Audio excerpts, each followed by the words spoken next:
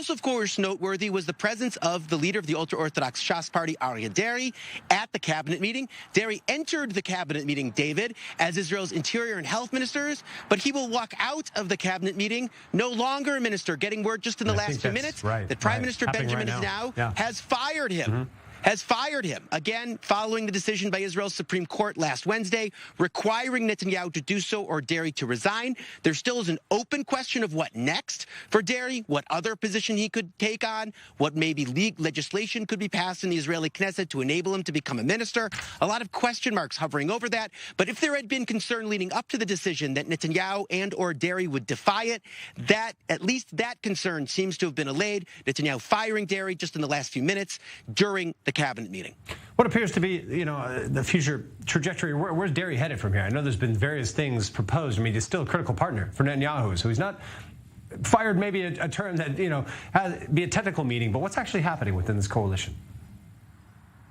It's a great question, David. Look, I think there are four possibilities. One possibility is that Deri could be appointed alternate prime minister. Again, we've become accustomed to that term over the last few years in Israel's political stalemate. The reporting has been in Israeli media that that's something Netanyahu doesn't want. And as long as Netanyahu doesn't agree to it, of course, it won't happen.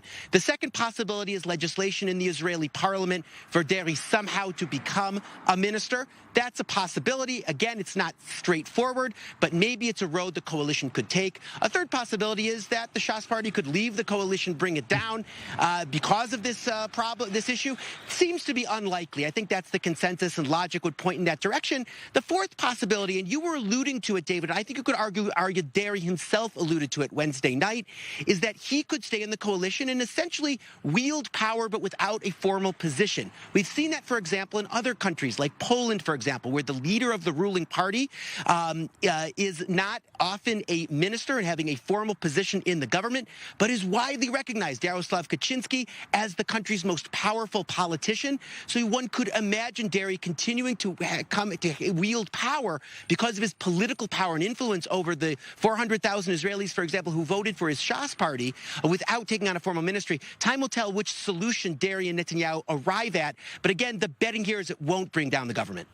Well, a lot taking place, Owen Alterman. I know there's a lot to follow here. You mentioned just the cabinet meeting dealings now, and still so much to discuss around the judicial issues, the things bringing people out to the streets. But Owen Alterman with the latest around the cabinet meeting coming to us from Jerusalem, outside the Prime Minister's office. And of course, any other updates emerging from that, we will keep our